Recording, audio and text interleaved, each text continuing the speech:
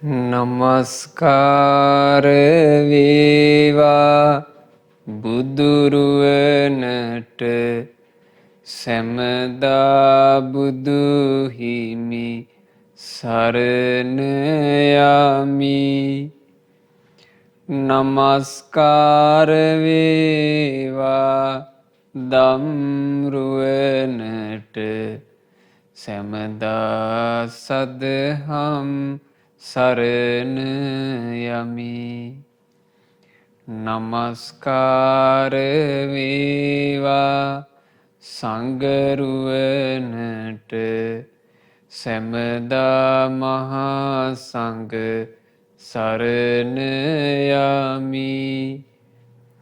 නමස්කාර වේවා තුනුරුවනට සැමදා තිසරණ සරණ යමි. සාදු සාදු සාදු. මාගේ ගුරු දේවෝත්තම පරම පූජනීය පින්වත් ලොකු ස්වාමින් වහන්සේට ගෞරවාදර වන්දනාව වේවා. සාදු සාදු සාදු.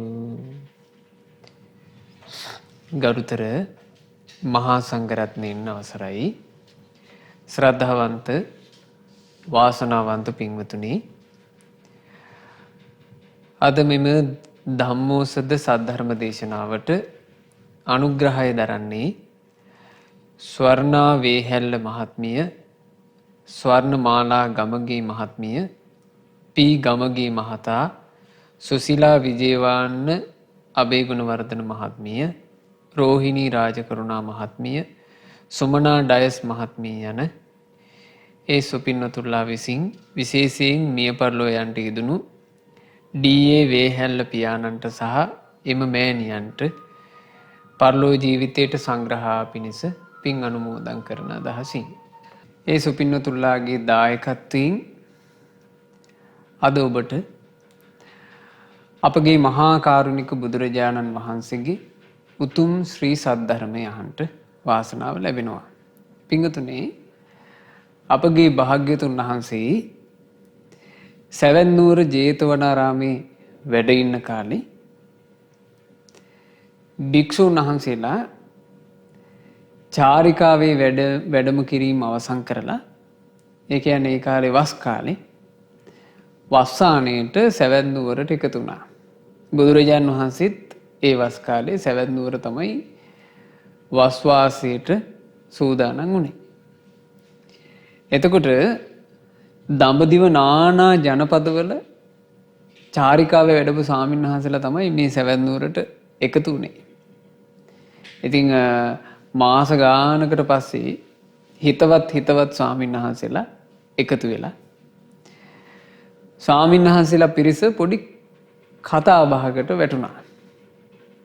එතකොට මෙතන ස්වාමීන් වහන්සේලා පිරිස කියලා මම කියන්නේ පොඩි පිරිසක් නෙවෙයි, ස්වාමීන් වහන්සේලා 500 නමක්.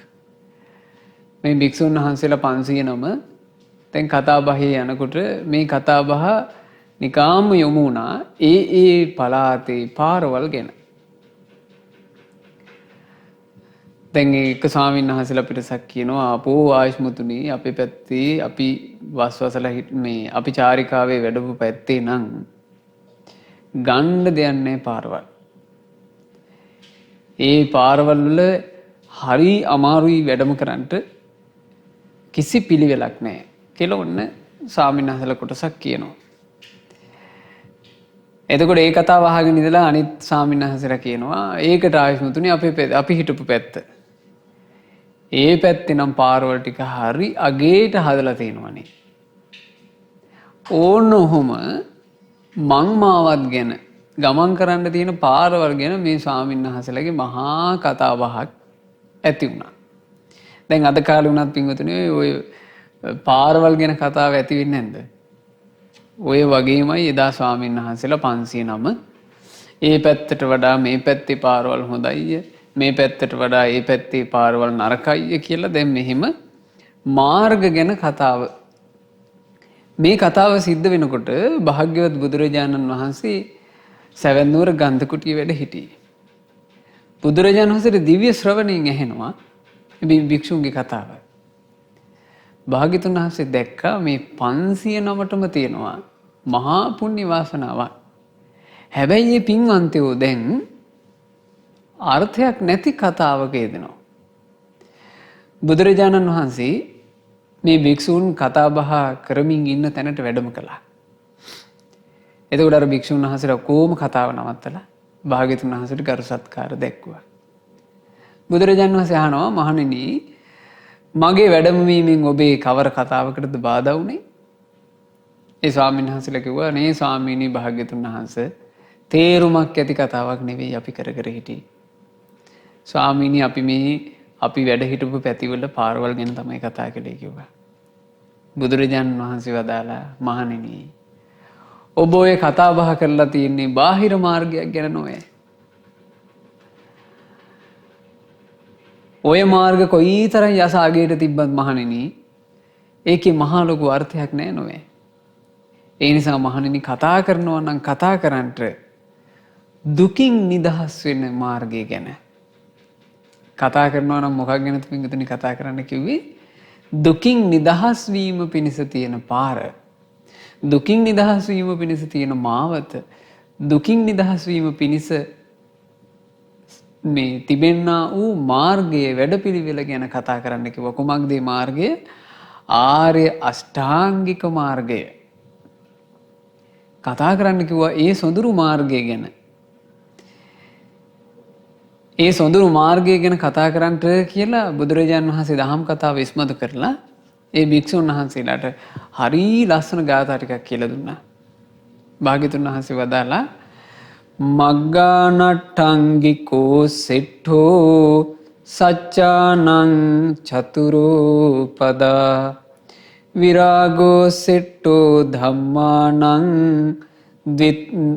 දිපදානංච චක්කුමා මග්ගානට්ටංගිකෝ සෙට්ඨෝ බුදුරජාණන් වහන්සේ වදාලා මහණේ ගමන් කළ යුතු මාර්ගයන් අතර පරම ශ්‍රේෂ්ඨ වන්නේ ආර්ය අෂ්ටාංගික මාර්ගයයි. සච්චානං චතුරෝ පදා සත්‍යයන් අතර පරම ශ්‍රේෂ්ඨ වෙන්නේ දුක්ඛ සමුදය නිරෝධ මාර්ග කියන මේ චතුරාර්ය සත්‍යයයි. විරාගෝ සෙට්ඨෝ ධම්මානං සියලු ධර්මයන් අතර ශ්‍රේෂ්ඨම ධර්මය වෙන්නේ විරාගී වූ නිර්වාණයයි. දීපදානංච චක්කුමා දෙපා ඇති මිනිසුන් අතර ශ්‍රේෂ්ඨ වෙන්නේ අපගේ පරම පූජනීය ශාස්ත්‍රඥ වහන්සේ වන සදහම් ඇස් ඇති බුදුරජාණන් වහන්සේ. ඒසෝව මග්ගෝ නත්තඤ්ඤෝ දස්සනස්ස විසුද්ධියා ඒතං හිතුම්හි පටිපජ්ජත මාරස්සේතං පමෝහනං භාග්‍යතුන් වහන්සේ වදාලා ඒසෝව මග්ගෝ නත්තඤ්ඤෝ දසනස්ස විසුද්ධියා ආර්ය සත්‍ය අවබෝධයේ තුලින් ජීවිතේ පිරිසුදු කරගන්නවා නම් ඔය ආර්ය අෂ්ටාංගික මාර්ගය කියන මාර්ගය විතරමයි තියෙන්නේ. නත්තඤ්ඤෝ වෙන මාර්ගයක් නැහැ. දැන් බලන්න ආර්ය අෂ්ටාංගික මාර්ගය කියන වචනේ මේ ධම්මෝසද වැඩසටහන් මාලාවේ අපිට කොයිතරම් හම්බ වුණාද? මේ දුකින් නිදහස් වෙන්න නම් අපි කරන්න තියෙන්නේ ආර්ය අෂ්ටාංගික මාර්ගය අනුගමනය කරන එක කියලා. මේ වැඩසටහන් මාලාවේ අපි ඔබට කොයිතරම් වැඩසටහන් වලදී කියලා දෙන්නේ නැද්ද? ඊළඟට අපි පටිච්චසමුප්පාද ඉගෙන ගත්තා. ඒ පටිච්චසමුප්පාද ඉගෙන ගන්නකොට ඒ එක එක අංගයක් ගානේ ජරා මරණ නිරුද්ධ කරන්න තියෙන ප්‍රතිපදාව කුමක්ද කියලා වදාළෙත් භාග්‍යතුන් වහන්සේ ආර්ය අෂ්ටාංගික මාර්ගය. ඉපදීම නිරුද්ධ කරන්න තියෙන්නේ ආර්ය අෂ්ටාංගික මාර්ගයෙන්. භවය නිරුද්ධ කරන්න තියෙන්නේ ආර්ය අෂ්ටාංගික මාර්ගයෙන්. ආදි වශයෙන් මේ සියල්ලට තියෙන්නේ ආර්ය අෂ්ටාංගික මාර්ගය අනුගමනය කරන එක. නත්තඤ්ඤෝ වෙන වැඩපිළිවෙලක් නැහැ. ජීවිතේ පිරිසුදු කරගන්න තියෙන මේ විදිහට.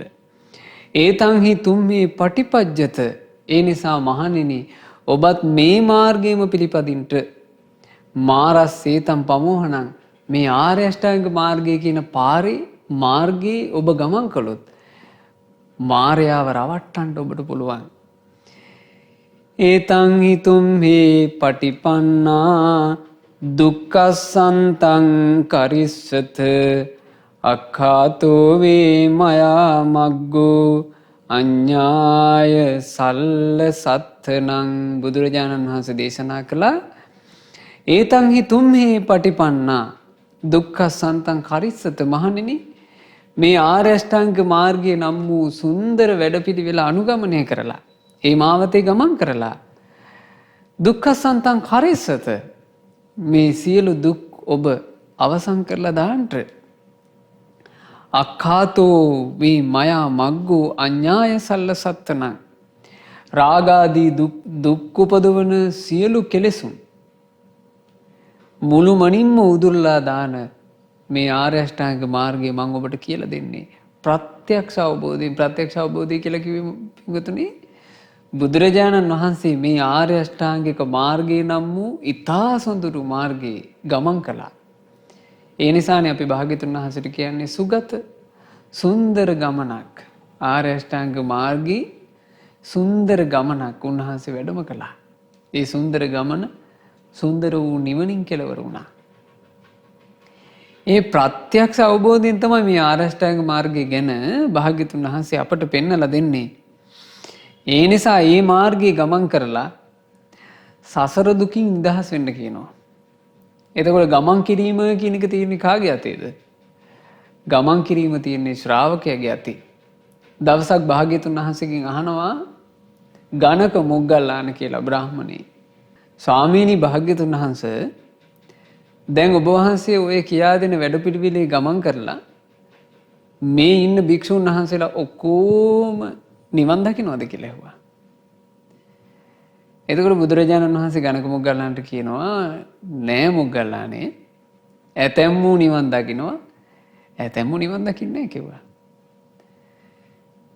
එතකොට ඔහු අහනවා ස්වාමීනි භාග්‍යතුන් වහන්සේ ඒක පුදුම කතාවක් නේ.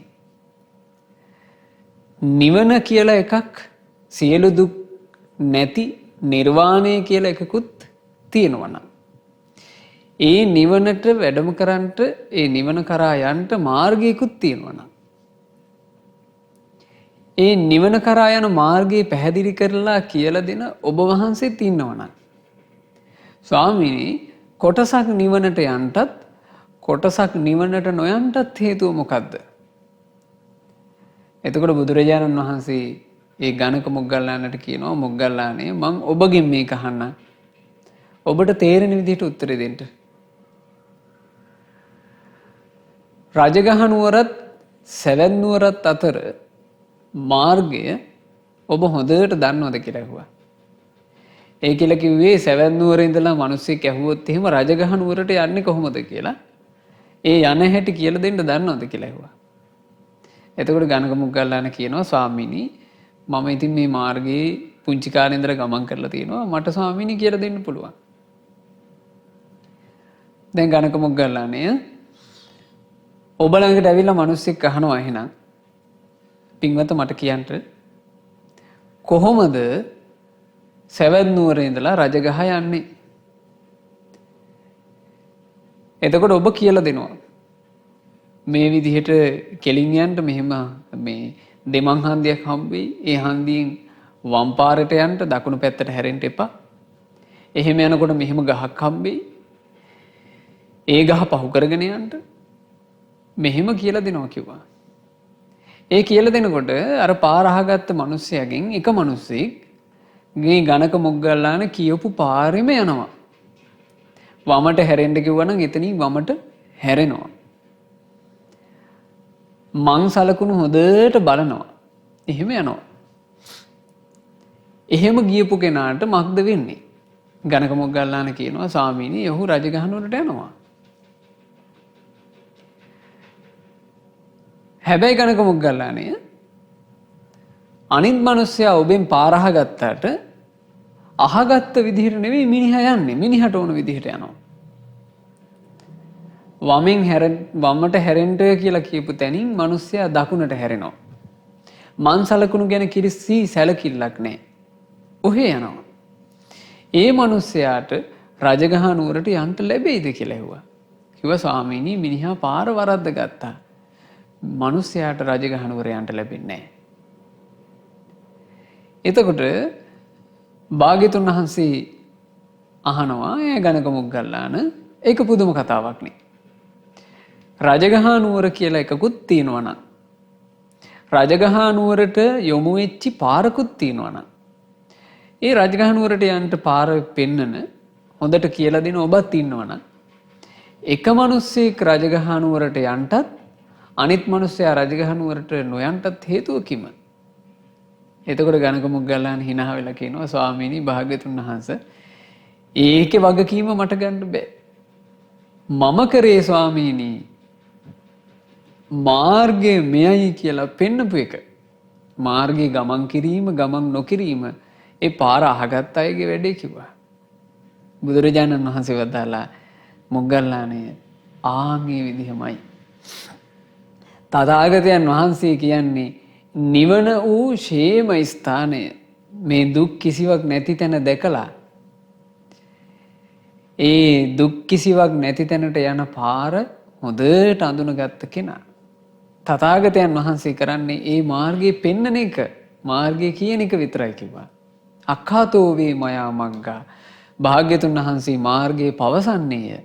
ගමන් කිරීම නොකිරීම කියලා කියන්නේ ශ්‍රාවකයාගේ සතු දෙයක්.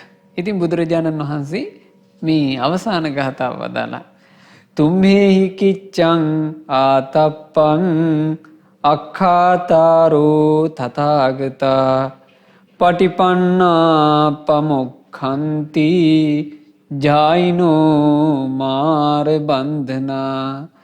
තුම්හෙහි කිච්ඡං ආතප්පං මහණෙනි ඔබ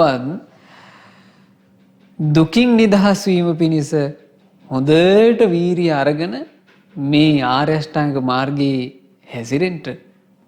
අක්ඛාතාරෝ තථාගතා ඒ වෙනුවෙන් වෙහෙසෙන්න ඕනේ ඔබ. බුදුවරු කරන්නේ තථාගතයන් වහන්සේලා කරන්නේ මග කියා දෙන එක විතරයි. පටිපන්නා පමොක්ඛන්ති ජායිනෝ මාර බන්ධනා. හැබැයි තථාගතයන් වහන්සේ කියලා දෙන විදිහට ඔබ මාර්ගී අනුගමනය කළොත් ඒ පාර ගියොත් ඔබ හොඳට ධ්‍යාන වැඩුවොත් මේ මාර බන්ධනයෙන් නිදහස් වෙලා ඔබට සැනසෙන්න පුළුවන් කියලා භික්ෂුන් වහන්සේලාට බුදුරජාණන් වහන්සේ එදා ගාථා කියලා දුන්නා. මේ ගාථා 500 ඇහුවේ මහා පින්වන්තයෝ. පින්වතුනි මේ ගාථා අහලා ඉවර වෙනකොට වීරියක් හටගත්තා. බුදුරජාණන් වහන්සේ පෙන්නපු ඒ සුන්දර මාර්ගයේ නොපමාව ගමන් කරා. ඒ 509ම උතුම් රහතන් වහන්සේලා බවට පත් වෙන සියලු දුකින් නිදහස් වුණා. ආර්ය අෂ්ටාංග මාර්ගය කියලා කියන්නේ ඒ සියලු දුකින් නිදහස් වෙන්න මේ බුදුරජාණන් වහන්සේලා විසින් ලෝකයට ඉස්මතු කරවලා පෙන්වන මාර්ගය. ඒ ආර්ය අෂ්ටාංග මාර්ගයට තවත් නමක් කියනවා අසංකත ගාමිනී පටිපදා. අසංකත වූ නිවනට යන ප්‍රතිපදාව කියලා. ආර්ය අෂ්ටාංගික මාර්ගය කිව්වහම එතන පින්වතුනි අංග 8යි. අපි අංග 8 අහලා තිනවා. බුදුරජාන් වහන්සේ වදාලා ආර්ය අෂ්ටාංගික මාර්ගය කියන්නේ මෙන්න මේ අංග 8ට. සම්මා දිට්ඨි, සම්මා සංකල්ප, සම්මා වාචා, සම්මා කම්මන්ත, සම්මා ආජීව, සම්මා වායාම, සම්මා සති, සම්මා සමාධි කියන අංග 8. අංග 8කින් යුක්ත මේ ආර්ය අෂ්ටාංගික මාර්ගය ස්කන්ධ විදියට ගත්තොත් එහෙම තුනකට බෙදන්න පුළුවන්. අංග විදියට ගත්තොත් එහෙම ආර්ය අෂ්ටාංග මාර්ගයේ අංග 8යි. ස්කන්ධ විදියට නම් ස්කන්ධ 3යි. මොනවද ස්කන්ධ 3? සීල ස්කන්ධය, සමාධි ස්කන්ධය, ප්‍රඥා ස්කන්ධය. එතකොට සීල ස්කන්ධයේ යටතට ආර්ය අෂ්ටාංග මාර්ගයේ අංග 3ක් අඩංගු වෙනවා. ඒ තමයි සම්මා වාචා, සම්මා කම්මන්ත, සම්මා ආජීව කියන අංග 3. මේ සමාධි ස්කන්ධයට තව අංග 3ක් අඩංගු වෙනවා. සම්මා වායාම, සම්මා සති, සම්මා සමාධි කියන අංග 3. ප්‍රඥා ස්කන්ධයට ආර්ය අෂ්ටාංග මාර්ගයේ අංග 2ක් අදාළ වෙනවා. සම්මා දිට්ඨිය සහ සම්මා සංකල්පය.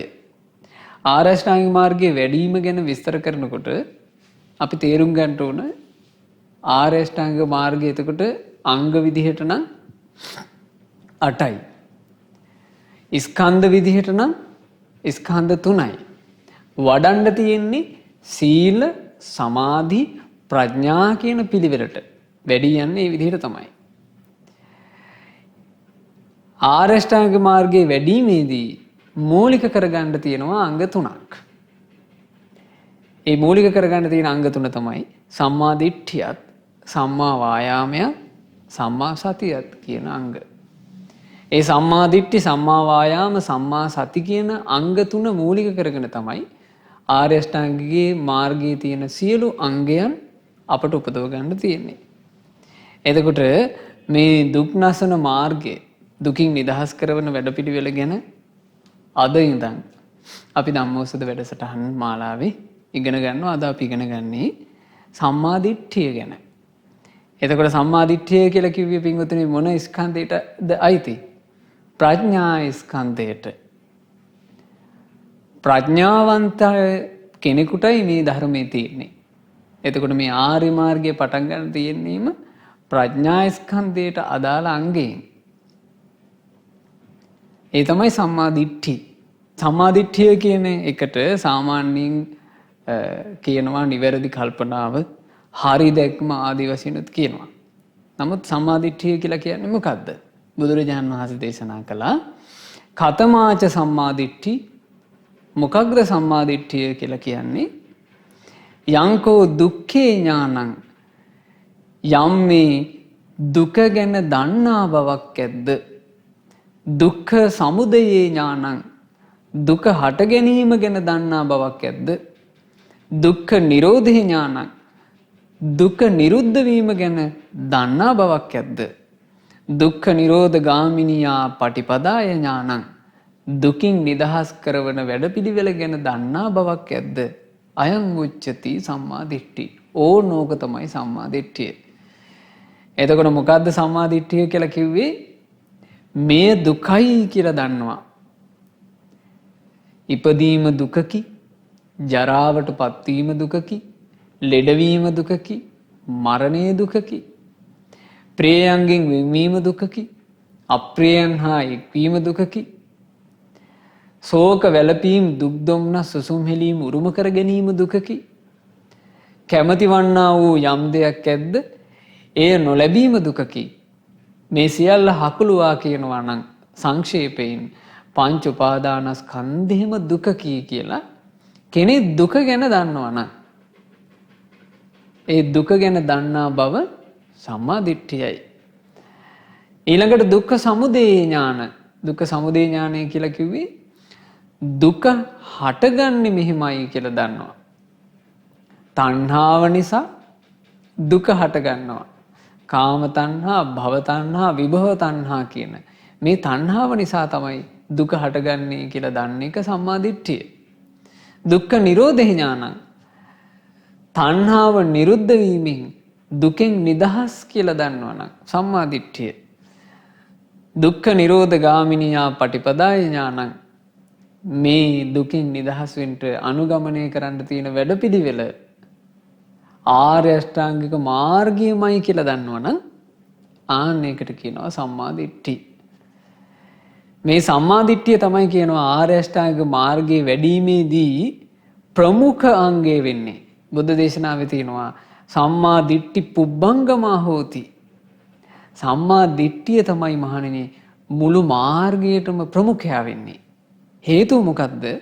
සියලු මාර්ග අංග අඳුන ගන්න තියෙන්නේ සම්මා දිට්ඨිය. ඒකනේ පින්වතුනි දැන් මම කියවනේ ස්කන්ධ විදියට ගත්තොත් එහෙම ආර්ය අෂ්ටාංග මාර්ගයේ ස්කන්ධ 3යි. සීල සමාධි ප්‍රඥා කියලා. නමුත් ආර්ය අෂ්ටාංග මාර්ගයේ අනුපිළිවෙල විදියට ගත්තොත් එහෙම අපිට නිකන් පේන්නේ ප්‍රඥා සීල සමාධි වගේ. නම මග වඩන්න තියෙන්නේ සීල සමාධි ප්‍රඥා විදිහට. මග වැඩි යන්නේ මේ විදිහටයි. නමුත් ඇයි මේ සම්මාදිට්ඨිය කියන ප්‍රඥා අංගයේ මුලට අරන් තියෙන්නේ? ඒ ප්‍රඥා අංගයේ මත පිහිටලා තමයි අනිත් සියලු අංගයන් උපදව ගන්න තියෙන්නේ. බුදුරජාණන් වහන්සේ දේශනා කළා සම්මා දිට්ඨියෙන් තියෙන කෙනා තමයි කියනවා. ඒ සම්මා දිට්ඨිය මත පිහිටලා අඳුනගන්නේ මෙය මිත්‍යා දෘෂ්ටියයි මෙය සම්මා දිට්ඨියයි. මේ මිත්‍යා සංකල්පනාවයි මේ වැරදි කල්පනාවල් මේ හරි කල්පනා සම්මා සංකල්ප. ඊළඟට ඊළඟ අංගයත් අඳුන ගන්නවා. මෙව්වා වැරදි වචන මිත්‍යා වචන මේ තමයි හරි වචන සම්මා වාචා. මෙව්වා වැරදි ක්‍රියා මිත්‍යා කම්මන්ත මේ තමයි නිවන පිණිස පවතින ක්‍රියා සම්මා කම්මන්ත. මේ වැරදි ආජීවය මිත්‍යා ආජීවය මේ විදිහට ජීවත් වෙන්න හොඳ නෑ. මේ තමයි හරි විදිහට ජීවත් වීම සම්මා ආජීව. මේ විදිහට මේ අංග වෙන් කරගන්නේ මොකෙන්ද? සම්මා දිට්ඨියෙන්. සම්මා දිට්ඨියෙන් තමයි කියනවා වෙන් කරගන්නේ මේ මිත්‍යා වායාමයයි මේ සම්මා වායාමයයි කියලා. සම්මා දිට්ඨියෙන්මයි වෙන් කරගන්නේ අපි මේ තමයි මිච්ඡා සති මේ සම්මා සතියයි කියලා. ඊළඟට සම්මා දිට්ඨිය තිබ්බොත් තමයි කියනවා තේරුම් ගන්න ලැබෙන්නේ මේ මිත්‍යා සමාධිය වැරදි එකක් මේක. මේ විදිහට උපදව ගන්න සමාධිය තමයි සම්මා සමාධිය කියලා.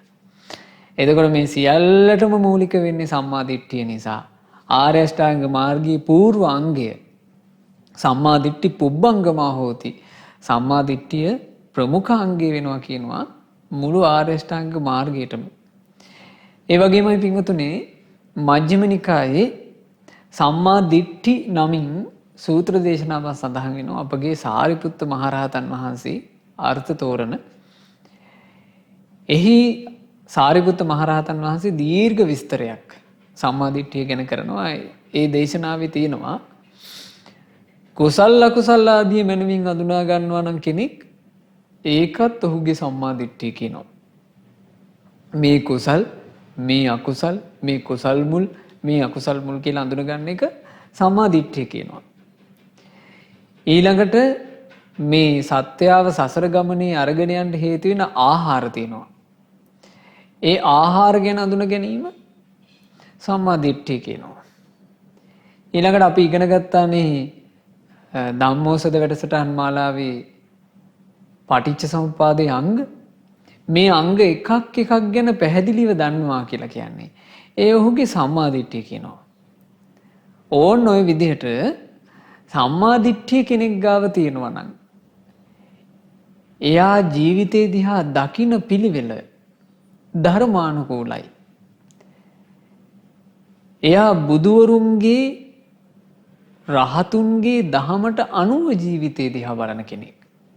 සම්මා දිට්ඨිස්ස භික්ඛවේ මිච්ඡා දිට්ඨි නිජ්ජින්නා හෝති. මහණෙනි සම්මා දිට්ඨියෙන් යුක්ත කෙනා තුල මිත්‍යා දෘෂ්ටිය විනාශ වී යන්නේය. යේච මිච්ඡා දිට්ඨි පච්චය අනේකා පාපක අකුසල ධම්මා සම්භවಂತಿ. මිත්‍යා දෘෂ්ටිය නිසා යම්තාක් අනේක වූ පාපී අකුසල ධර්මයන් හටගනීද තේ චස්ස නිජ්ජින්නා හොಂತಿ. ඒ සියලු අකුසලුත් ඔහුට විනාශ වෙලා යනවා. සම්මා දිට්ඨිය පච්චයාච අනේකේ කුසල ධම්මා භාවනා පරිපූර්ණං ගච්ඡanti. ඔහු තුල තියෙන මේ සම්මා දිට්ඨිය නිසා සම්මා දිට්ඨිය හේතු කරගෙන උපදින සියලු කුසල් ධර්මයන් ඔහු තුල පරිපූර්ණත්වයට පත්වන්නේය කියලා භාග්‍යවතුන් වහන්සේ දේශනා කළේ. එතකොට මේ සම්මා දිට්ඨිය කියන මේ අංගය අපේ ජීවිතේ අපි උපදව ගන්නවා කියලා කියන්නේ ඒ තමයි නිවන් මඟට පැමිණීම. සම්මා දිට්ඨිය ඇති කරගත්තොත් එයා මේ ජීවිතය ගැන දැකිය යුතු සත්‍යයන් අතරේ පරම සත්‍ය දැක්කා. වටහාගත යුතු සත්‍යයන් අතරේ පරම උතුම්ම සත්‍යය එයා වටහා ගත්තා. මේ දුකයි මේ දුකේ හට ගැනීමයි මේ දුක නිරුද්ධ වීමයි මේ දුක නිරුද්ධ කරන වැඩපිළිවෙලයි කියන මේ පරම සත්‍යය ලෝකයට බුදුරජාණන් වහන්සේ නමක් පහළ වීමෙන්ම විතරක් අහන්න ලැබෙන මේ ආර්ය සත්‍ය හතර ගැන ඔහුට දැක්මක් ඇති වෙනවා. ඒ දැක්ම එක තමයි තමන්ගේ ජීවිතේ දුකින් නිදහස් කරගන්න වැඩපිළිවෙල සම්පූර්ණයෙන්ම තියෙන්නේ.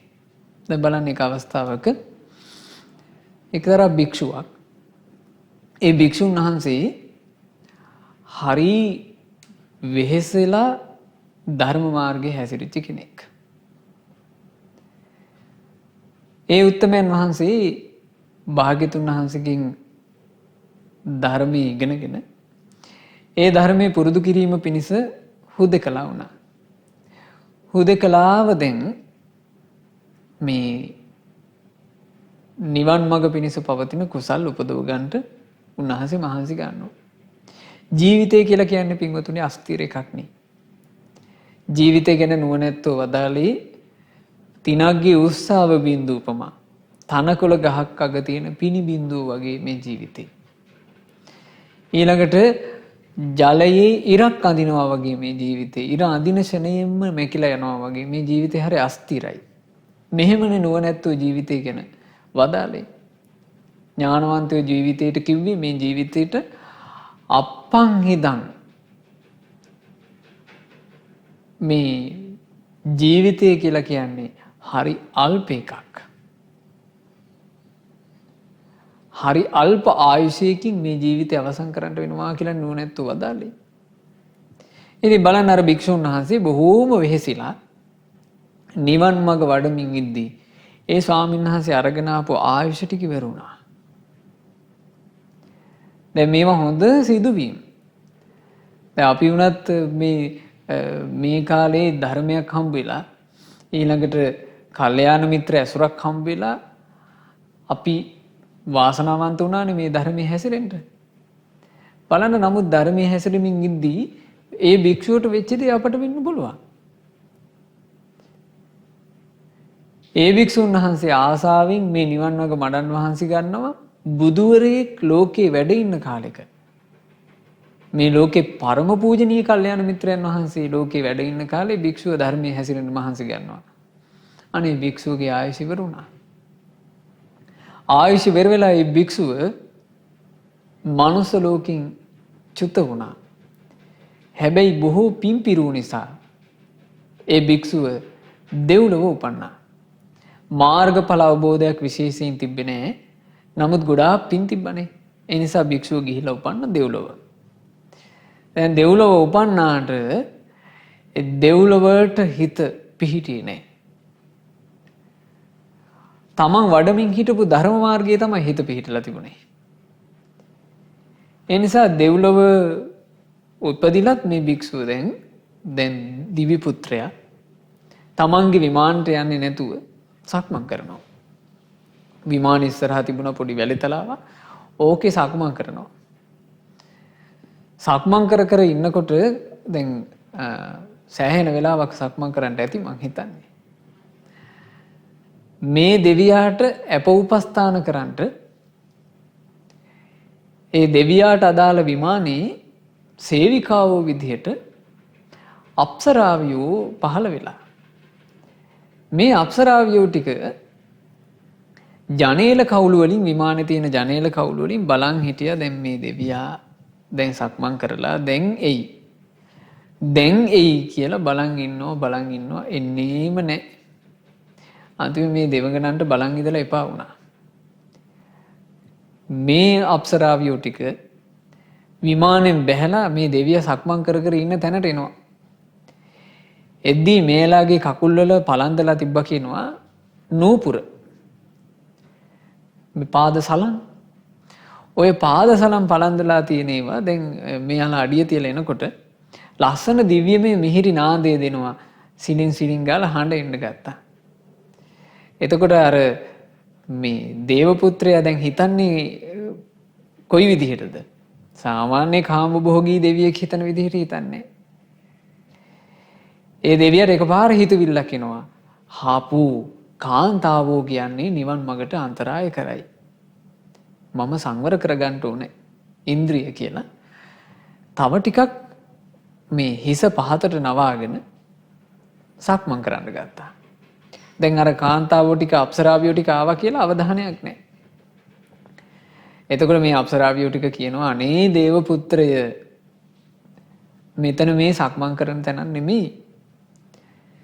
මේ දෙව් භවනට ඇවිල්ලා දිව්‍ය කාමයෙන් සන්තෝෂ වෙන්න කිව්වා.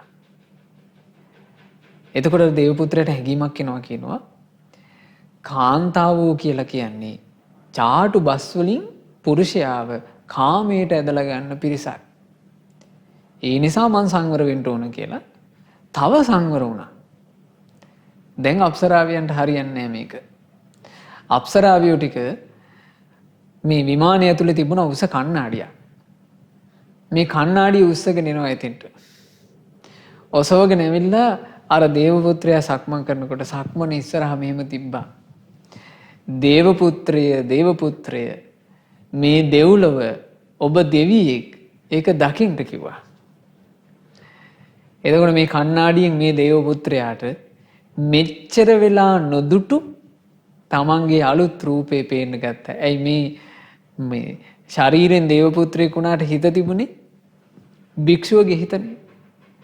දැන් පේනවා භික්ෂු රූපේ වෙනස් වෙලා ඔටොන්නක් පළඳ වෙලා මාල පළඳ වෙලා අර මේ කාසාය වස්ත්‍රේ නේ දිව්‍ය සලු පැළඳ වෙලා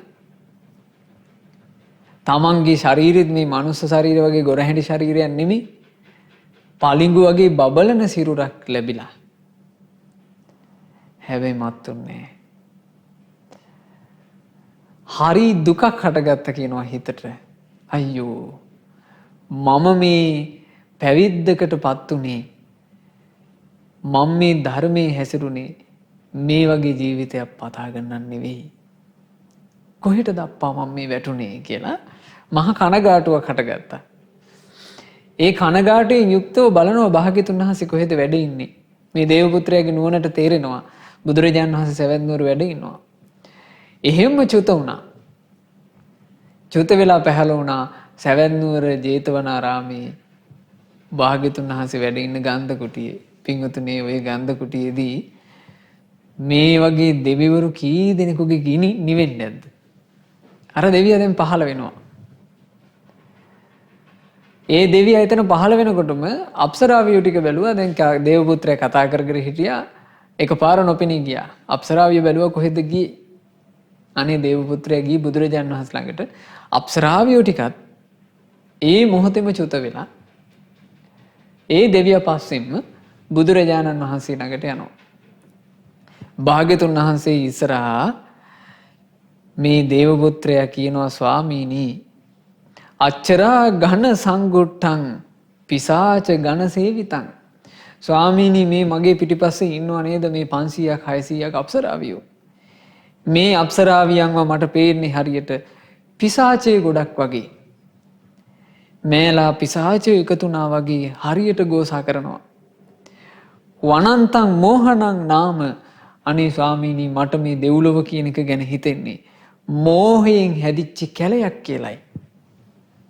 මොකකින් හැදිච්ච කැලයක් කියලාද පින්වතුනි? මෝහයෙන් හැදුණු කැලය. මෝහය කියලා කිව්වේ මුලාවටපත් කරන දෙයින් හැදිච්ච කැලයක් කියලායි මට මේක ගැන හිතෙන්නේ. අනේ ස්වාමීනි මාව මෙතනින් බේරගන්න. කතං යාත්‍රා භවිස්සති. අනේ ස්වාමීනි මම මෙව්වකින් නිදහස් වෙන්නේ කොහොමද කියලා මේ දේවපුත්‍රයා බුදුරජාණන් වහන්සේගෙන් අහනවා. එතකොට භාග්‍යතුන් වහන්සේ දේවපුත්‍රයාට හරි ලස්සනට මේ ආර්ය අෂ්ටාංග මාර්ගය විස්තර කළා පින්වතුනි. බුදුරජාණන් වහන්සේ ගාථා වදාලා උජුකෝ නාම සෝමග්ගෝ අභයා නාම සාදිසා. දේවපුත්‍රය ඒ මාර්ගයට කියන්නේ ඍජු මාර්ගය කියලා. අභයා නාම සාදිසා. ඒ මාර්ගයේ යොමු වෙලා තියෙනවා අභය කියන දිශාවට. බය නැති තැන කියන පැත්තට තමයි මේ මාර්ගය තියෙන්නේ. රතෝ අකූජනෝ නාම ධම්මචක්කේහි සංයුතෝ. ධර්මයේ කියන රෝද වලින් කරක වෙන නිහඬ රතයක් තියෙනවා. මේක හොඳට අහගන්න හරි ලස්සනයි මේක. හිරිතස්ස අපාලම්බු සතස්ස පරිවාරණං. ඒ රථයේ වාඩි වෙන්න ආසන දෙකක් තියෙනවා. ඒ ආසන දෙකට ආසනෙට තමයි කියන්නේ ලැජ්ජා බය. සතස්ස පරිවාරණං. ඒ රථේ හොඳට සරසවිලා තියෙනවා සිහිය කියන සැරසිල්ලෙන්. ධම්මහං සාරතිම් බ්‍රෝමි සම්මා දිට්ඨි පුරේ ජවං. ඒ රථේ ඉස්සරහට අරගෙන යන්න ඉන්නවා හොඳ දක්ෂ රියදුරෙක්. ඒ රියදුරාට කියන්නේ සම්මා දිට්ඨිය පෙරටු කරගත් ආධ්‍යාත්මික බලයෙන් යුතු ශ්‍රී සද්ධර්මය කියලයි. යස ඒතාදි සංඥානං ඉත්‍යා පුරිසස්සවා. දෙවිය යම් කිසි ස්ත්‍රියකට හරි පුරුෂයෙකුට හරි ඔය જાතියේ රතයක් තියෙනවා නම් සවේ ඒතේන යානීන නිබ්බානස්සේව සන්තිකේ. ආංයාට ඒ රථයේ නැගිලා අමා නිවනට ලං වෙන්න පුළුවන් කියලා බුදුරජාණන් වහන්සේ මේ හිතේ දුකකින් ගිනි ගන්න දෙවියට ආර්ය අෂ්ටාංගික මාර්ගය හරි ලස්සනට විස්තර කළා. බලන්න ආර්ය අෂ්ටාංගික මාර්ගය ගැන කිව්වේ කොහොමද? උජුකෝ නාම සෝමග්ගෝ. ඒ මාර්ගයට කියන්නේ ඍජු මාර්ගය කියලා. සම්මා දිට්ඨි, සම්මා සංකල්ප, සම්මා වාචා, සම්මා කම්මන්ත, සම්මා ආජීව, සම්මා වායාම, සම්මා සති, සම්මා සමාධි කියන ඍජු වැඩපිළිවෙලක්. වක්‍ර ගති නැති වැඩපිළිවෙලක්. ඒක යොමු වෙලා තියෙන්නේ අභයා නාම සාදිසා, බිය රහිත දිශාවට. ඒ මාර්ගයේ නැගිලා ඒ ඍජු මාර්ගයේ දුරට යන්න පිංගුතුනේ බය නැතුව යනවනේ. ආර්ය අෂ්ටාංගික මාර්ගය කියන මාර්ගයේ කෙනෙක් ගමන් කරන්න ගන්නකොට මුලින් මෙයාට බයක් නැති වෙනවා. මොකද්ද? සතර අපා භය. කෙනෙක් සම්මා දිට්ඨියටපත් වුණා නම් එයාට නැතු වෙනවා සතර අපා භය. මං මරණින් මත්තේ නිරේයයිද?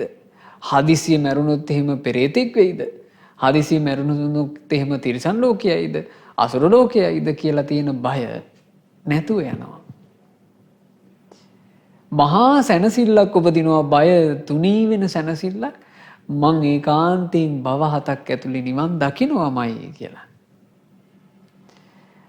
ඊළඟට යාට මහා සැනසෙල්ලක් ඇති වෙනවා. නිවන ආවරණය වෙන යම් වැරැද්දක් මගෙන් වෙයිද කියලා බයක් සාමාන්‍ය ජීවිතවල තියෙනවනේ. ඒක සම්මා දිට්ඨියටපත් වෙච්චි ආර්ය අෂ්ටාංගික මාර්ගයටපත් වෙච්ච කෙනාට නැහැ. තව ටිකක් ආර්ය අෂ්ටාංගික මාර්ගය කියන මාවතේ ඉස්සරහට යනකොට මේ හීන වූ කාම ලෝකයෙන් යම් බයක් උපදිනවද? ඒ කාම බය සම්පූර්ණයෙන් නැතුව යනවා. අනාගාමී වෙද්දී කාම රාග පටිග කියන ඒවා සම්පූර්ණයෙන්ම දුර වෙලා යනවා. අවසානයේ ආර්ය අෂ්ටාංගික මාර්ගයෙන් තමයි බිය රහිත තැනවන නිවනටපත් වෙලා සදාකාලික සැනසීමත් උදා කරවන්නේ. ඒ ආර්ය අෂ්ටාංගික මාර්ගය කියන එක බුදුරජාණන් වහන්සේ හරි ලස්සනට මේකේ තෝරනවා.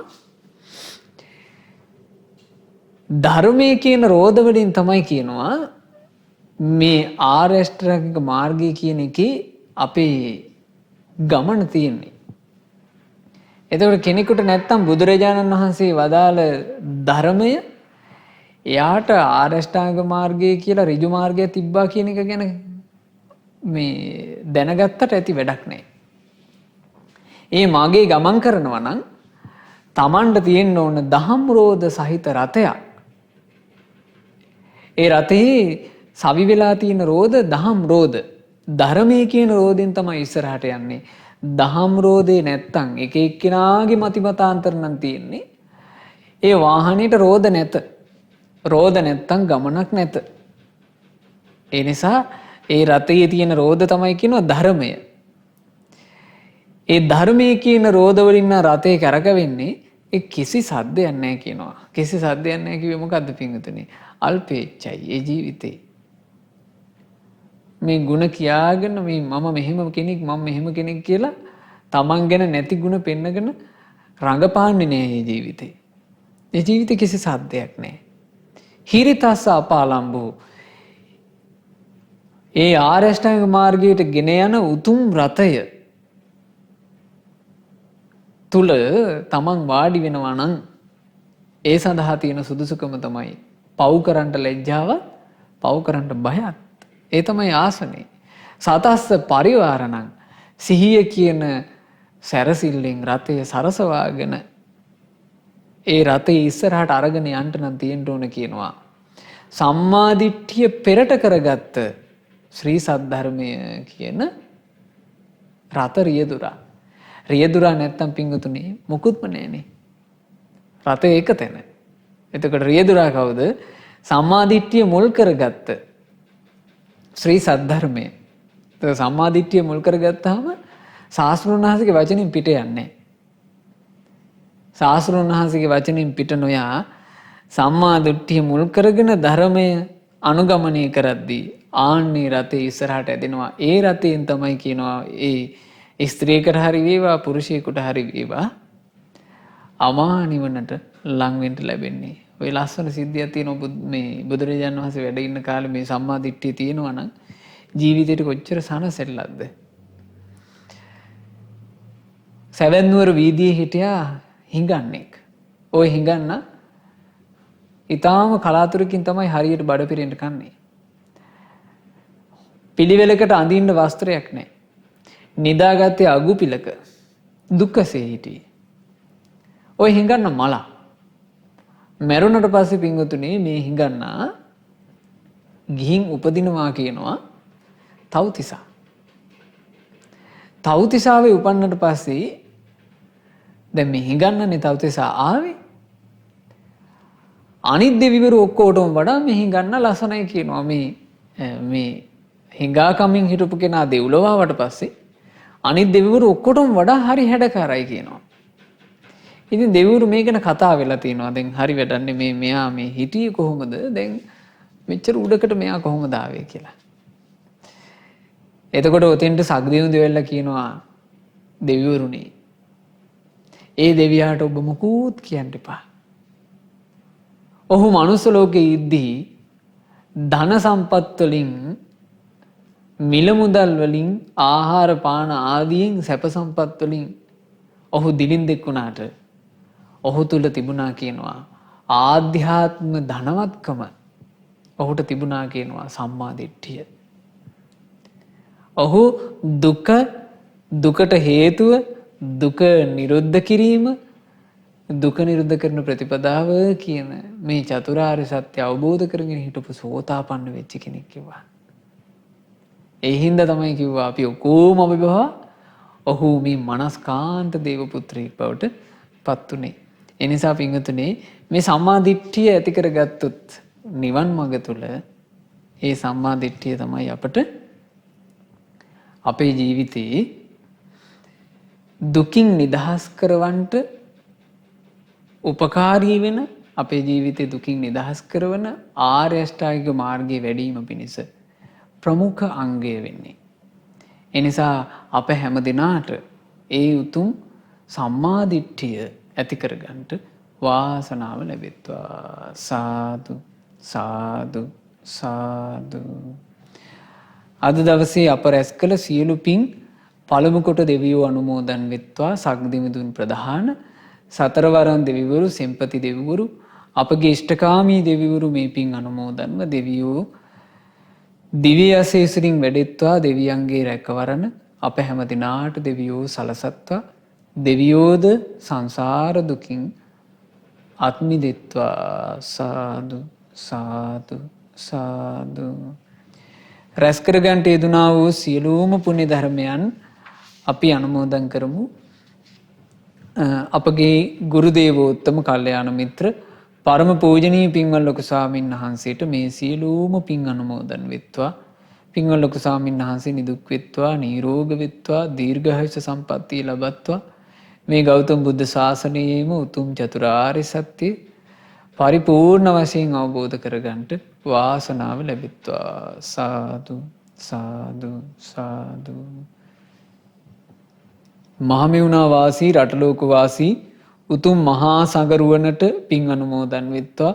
අනගාരികා මෑණියන් වහන්සේලාටත් පැවිදි අපේක්ෂාවෙන් සිටින පින්වතුන් හැම දිනාටත් පින් අනුමෝදන්ව මේ ගෞතම සාසනීයම චතුරාර්ය සත්‍ය ධර්මය අවබෝධ වෙත්වා. සාදු සාදු සාදු.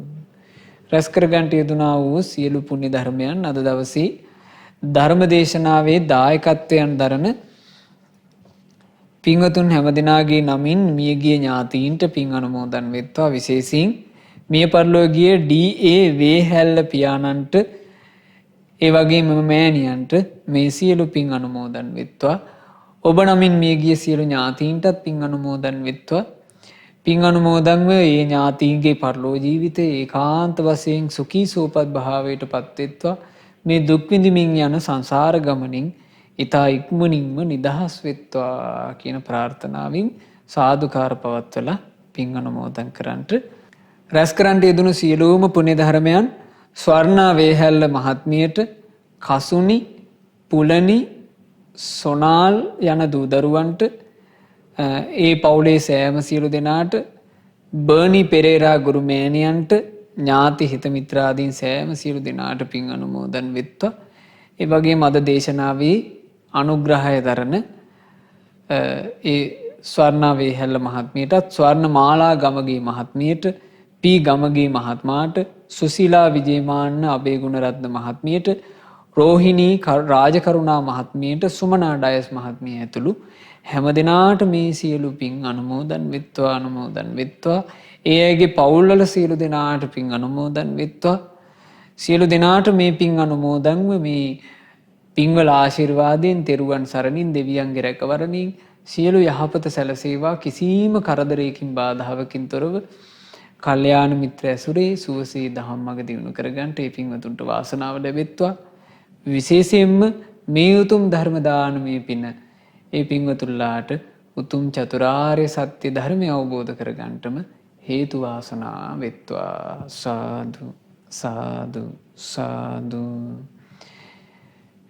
දායකත්වයේ දරන පින්වතුන්ගේ මූලික පුණ්‍ය ප්‍රාර්ථනාවක් ලෙස අපි පින් අනුමෝදන් කරමු. විශේෂයෙන් මේ රැස් කරපු සියලු පින්වල ආශිර්වාදයේ තෙරුවන් සරණ, දෙවියන්ගේ රැකවරණ ලැබී කොරෝනා වෛරසයේ හේතුවෙන් රෝගාතුරව සිටින ලක්වාසී ලෝකවාසී හැම දිනාට ඉක්මන් නිදුක් නිරෝග සුවපත් භාවයම සැලසෙත්වා. සාදු සාදු සාදු.